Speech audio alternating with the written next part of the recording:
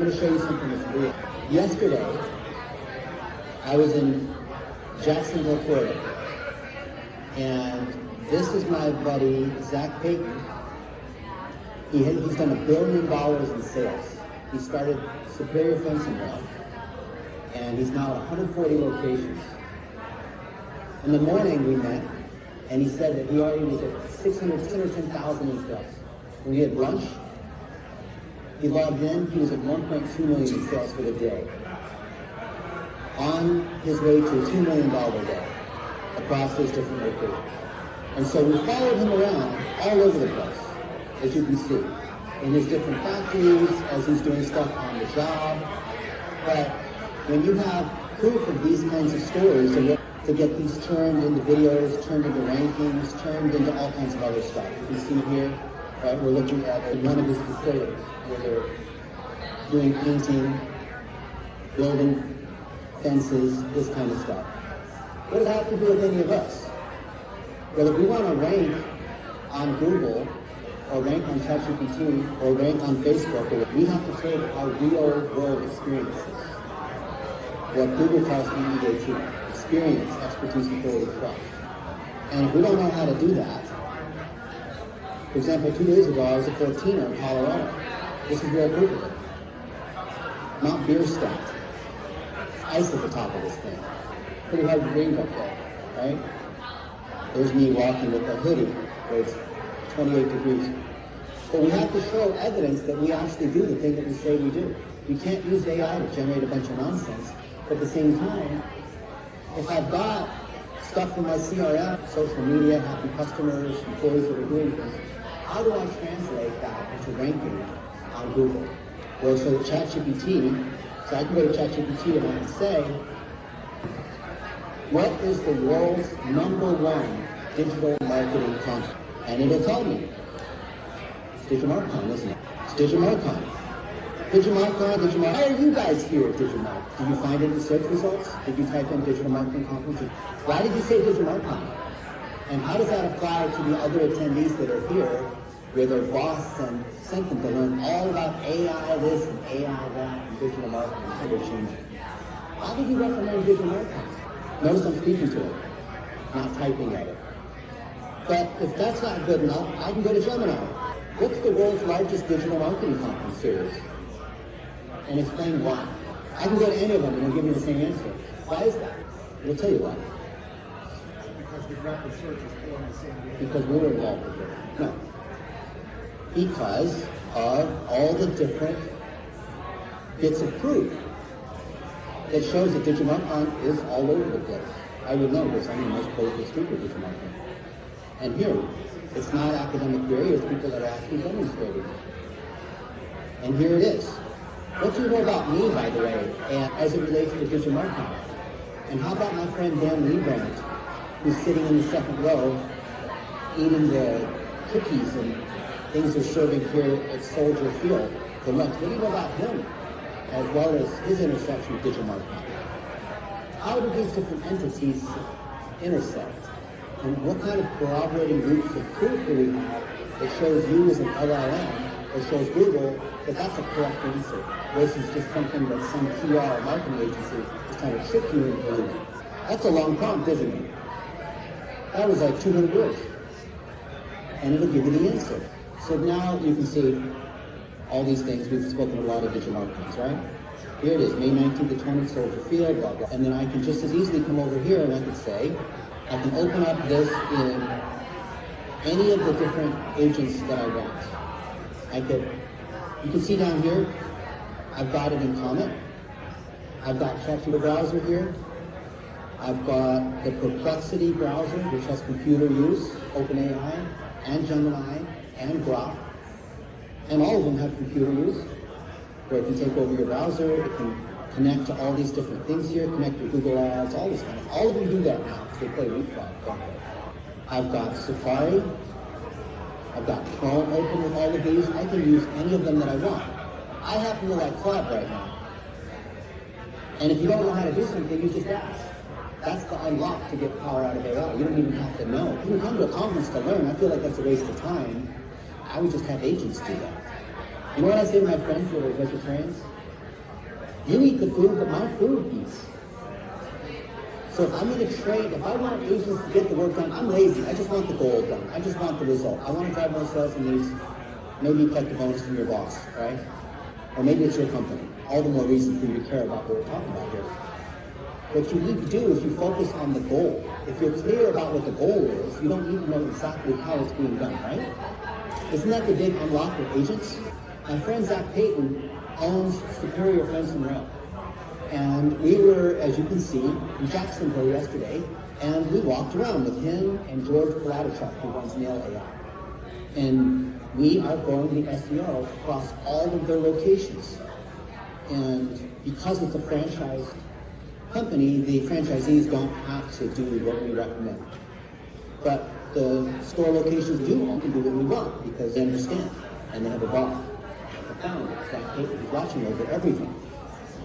You can see here that we've got a lot of walking tracks. And these videos that were taken on my orange iPhone 17 Pro Max, they need to be processed. We need to run them through Descript. I know that Claude has access to the Descript API, so it's a Swiss Army knife for video editing. I know that you can take the transcripts out of that, and you can write articles based on that, embedding clips from these videos. You can edit these videos. You can put them on YouTube on the job as we manage the warehouse, as we manage the operations, as we talk about how we take care of customers, how they have a 98% job completion rate, short time, on time rate, which is higher than anyone else in home services. With the founder, step by step, we've got lots and lots of video here.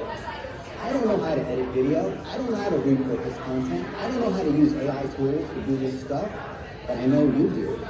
And I know you can go into agent mode and do all of these things. I want you to prepare a plan, and then I want you to execute that plan in agent mode. I want you to put that plan in a PDF, and I want you to reason hard. I want you to think hard and be detailed so that you can do the work and we can drive more sales because we're ranking better in Jacksonville. And we're ranking better in all the other locations that we have superior fencing with. Because when we drive more sales, then Zach Payton is going to give us a bigger check, which is how I like to be paid. So I'm using the Whisper plugin, right? This Whisper flow here, I have no equity in this company. But this is what I just said. How many of you guys speak like this to your AI? A few people, they know what they're doing. Rocky knows what he's doing. Why is it important to speak to the AI like this versus just typing at it, which is what I used to do? Yeah, and there's a lot of context in the way you say things. And then I switched from act before asking to act without asking, which we can do in any of the different. You can say, well, I like Claude. Our company forces us to use Copilot, whatever your AI is, okay? The technique is the same. It doesn't matter. I happen to be using Claude, but it doesn't matter, okay? And now it goes into action. It starts reasoning. Part of the reason I get better results than most people using AI tools is because you can have the best knives, but if the chef doesn't know how to use the knife, right? So there's a couple things I'm doing. One is I'm talking to it, and then two, I've equipped it with a skill MD file. And I made a post about it this morning, which almost nobody seems to know, but I'll show you. Do you ever have that issue where AI just gets lazy and it stops working? It just tells you, oh, I can't do that. No, you did that. I saw you do it this morning, right? I saw you were able to create blog posts. I saw you were able to call back customers. I saw you could do these different things. And what you do is you give it a prompt that we call boil the ocean. Here's the prompt. This is something that you paste into your ChatGPT and say, commit this to memory. Work hard. Don't argue in whatever way. What you literally said. I posted it this morning. I expect extremely, this is hard for you to read perhaps, so I'll make it bigger. I expect extremely high standards of work. I want you to act like a relentless creating a boil the ocean mode at all times. Remember when implementing or solving anything, marginal cost of completeness is near zero. Do the whole thing, do it right, do it with test validation. Never offer to table this for later. Standard isn't good enough. It's holy shit, that's done. Think hard, use common sense, test before shipping, ship the complete thing. When I ask for something, the answer is the finished product. This is what we want with agents. We're not chatting with them. I'm not here to chat with you. I want the results. Some people say, Dennis, you're such an asshole, right? Because I want the result. Time is not an excuse. Fatigue is not an excuse. Complexity is not an excuse. Boil the ocean. Stay concise, direct, action oriented. No unnecessary chit-chat or filler explanations unless I specifically ask for them. Always prioritize thoroughness, completeness over speed. So, what do you do with that? Why is that so important? Because you take this and you either commit it to a skill.md file or soul markdown file, or you put it in the custom instructions, or you can just literally go to ChatGPT or whatever your favorite one is, and then paste those instructions in and see what it has to say about that. Say like thinking, updating memory. That's what you're looking for, right? Updated memory. Right? Okay. Now it has to remember that anytime I ask for something, I don't have to say, think hard, please finish it, please do this or that. Anytime you're repeating yourself, now you're the robot. You're the idiot, right? But people don't know that. You have to speak to it, you have to coach it, you have to be able to tell it, this is how I like to do things. So if there's a way you like to do things, then you might want to equip your AI with these different items. So where would you equip that? You would have all the skill MD files, right? You would have a knowledge base. If you're really sophisticated, you set up an obsidian vault to structure all the entities, everything it knows about who you are, right? Put an example of that. Now, a lot of they get scared when they see code, like moving to cloud code or writing Python scripts, or maybe you're one of those people, right? You don't need to know any of that. Because what you do is you just merely ask, I don't know how to do that. Like, there's this Asian guy wearing a Facebook shirt saying, I've got to set up all these skilled MD files. What the heck is a skilled MD file? Does it even matter? This is the call we were on just a couple minutes ago, right before lunch. My friend Sigmund, I think she's done 15 million in sales, helping other entrepreneurs succeed, which is crazy, right? Coaches, 7 coaching programs. But she's super successful. I think she's 55, can you believe it? And what we did was we inventoried everything about her. All of her podcasts and videos and content. I think she's got like 400 of them. And then we took all these videos about her, all the content about her, all of her clients that have succeeded, and we turned those into articles. We repurposed that across YouTube, Facebook, her website, and then turned those into agents that, I just type in her name. Sigmund. Did that even show up? You right on Sigmund? This is her, right? She's calling these programs. But why would anyone buy her program? What's special about her? What is special about your company? And so we asked AI, what do you know about her? Can you create a knowledge base, or a vault, or whatever you want to call it, that shows, so if she says she's an award-winning business mentor, okay, she said that. Where's the proof behind it? To help ambitious women build AI-first companies. Where's the proof of that? What does your company say? Where's the proof of that? Let's say you run a digital marketing conference. Where's the proof of that? Right here. Right? We asked Gemini, where's the proof of that? Right here. We can take any of your companies and ask, what is it you know about my company? What am I the best at? Where's the proof of that? And where's that proof scattered? Can you inventory that proof for me? Can you follow Dennis's Content Factory methodology and then go into agent mode and execute the whole thing for me? So that way that proof is consistent and organized correctly for Google and the LLMs and whatnot to understand. Because Google or whoever understands, then what you'll get is stuff like this, right? Whether you work at a company and you don't think you're a public figure, you better get a knowledge panel with your name. Because the odds are, in 5 years, you're not going to be working at the same company you're at right now, even if they treat you really well and have a good pension and those, right? I could take my buddy Dan Liebrand, who's sitting in the second row. And you were under Dan Liebrand. But now you've changed it everywhere to Dan Liebrand to be consistent. So all of this stuff shows up everywhere. How does it show up everywhere? Social, search, many websites, all these things which we call citations, right? The Apple Podcasts, everywhere. All of them still got to be changed.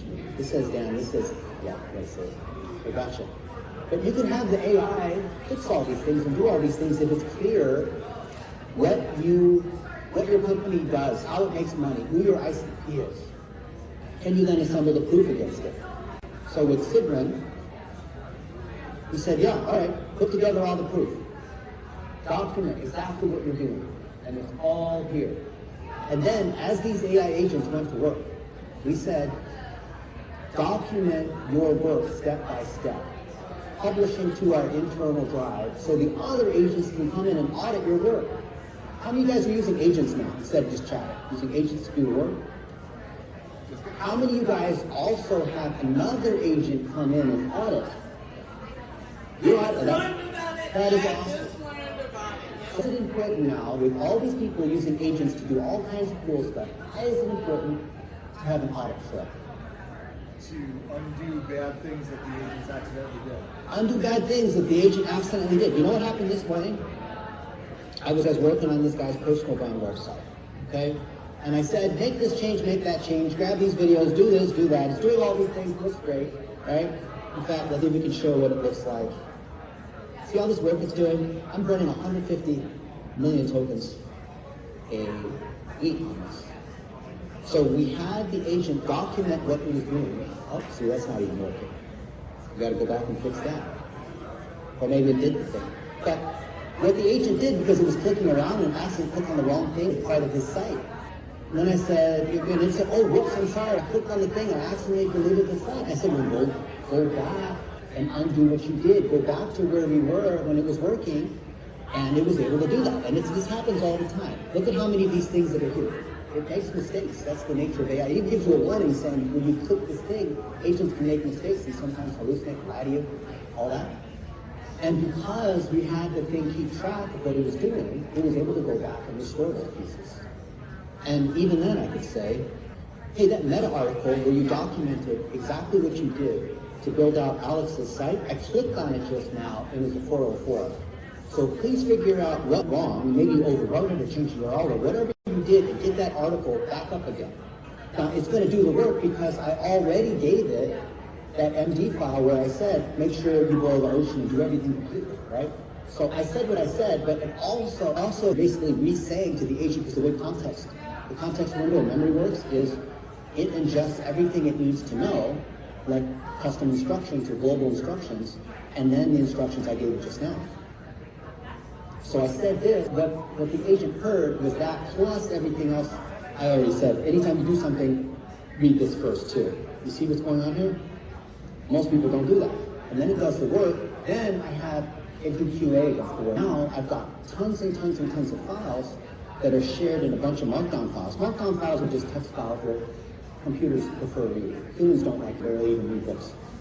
And so now, anytime I have an agent doing something in a function, like sending the weekly TPS report, right, to an office space, right, then it can look back at all the work that's been done.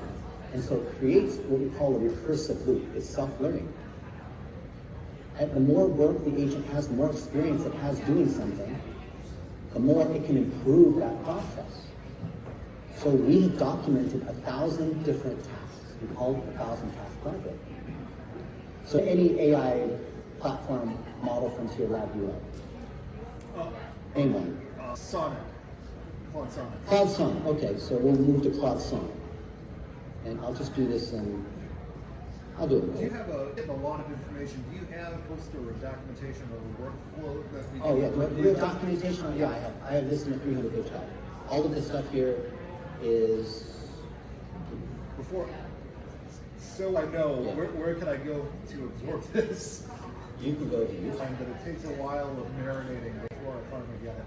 Okay, so if you're like me and you're over 40, then you might like to, I'm 51, you might like to read documents. So we have you hit the QR code on this. I'll give away everything I have, by the way. I'm scared. I'm so hot. Here's the QR code, right? And all this stuff is in here. You can go page by people who are smartasses, which I think is awesome. This is 323 pages, right? Yeah, you'll snap the QR code. But how many of you guys 322 page documents? None of you. Okay. Well, doctors and lawyers tend to be, I've done this enough times, I know they're actually reading. So if you're lazy like me, you're going to take this document and you're going to run it through your favorite AI and say, that Asian man who's talking about AI at DigiMarCon, is what he's saying legit? Is that actually within Google's guidelines? Is this the right way to do things or not? And you just say, yeah, it's actually correct. Okay, well then can you implement that for my business? I have this project, and I want to implement AI agents to do this and that, and then I want you to do the work, and I want to take all the credit for the work you do. Can you do that? Yeah, right, sure. Go to the store, right? Good, well, give me a plan that I can approve. The people doing all these things, building all these different agents. But I go a step further than that. So another agent, oh, you said Sonic, right? That's what's on it. Sonic, right? So just to prove that we can do this in any model, right? Sonic. So I talked a lot about creating definitive articles, which is showing exactly how we do stuff step by step in an SOP. Because if you don't tell the agent exactly how you want it done, it's just going to guess, and it's just average with what's on the internet, which, of course, is probably not what you want. Maybe blame the AI and touch your problem. And we also talk about creating meta articles, which is the agents, as they're doing the work, they document so that we can QA and inspect and learn and continue to enhance our execution, because that continues to improve the definitive article, which is how we like to do things in our company.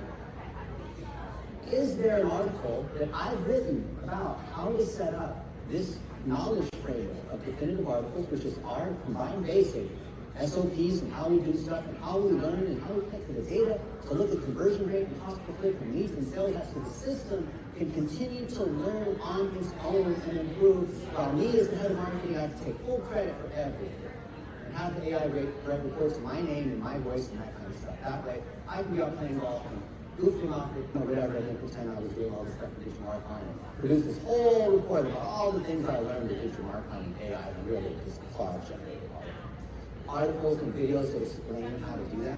You know the answer to that. Of course, we've got lots of it. It's going to come back. But while we're doing that, because of this man here in the front row, he convinced me to do a weekly video that we call the Marketing Mechanic. And every Thursday we do a whiteboard video showing something like what we're doing here, real experience, demonstrating live. This is not PowerPoint, right? Don't ask me for the slides, this is real. We're literally doing the thing, right? We're literally cooking, not talking about how we like steak. Yeah, I love steak.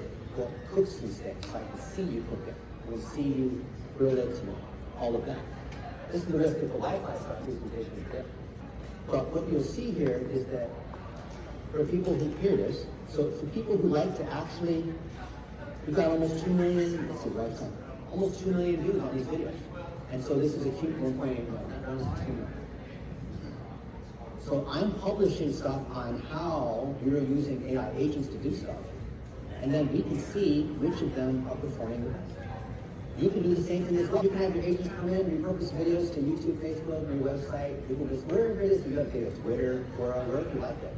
And whatever's performing the best, you can say, how do I repurpose that? What are the winners? How do I make derivative content? How do I make it better? What are related things that I should be creating? How do I run ads to boost those items? How do I set up custom audiences? Can I turn it into email newsletter content, right? What's my best performing content? How do I best leverage that?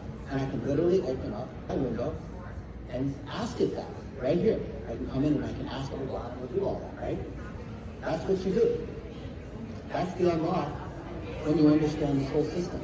So you can see for Sidron, like I showed you, as well as here in ChatGPT, here it is.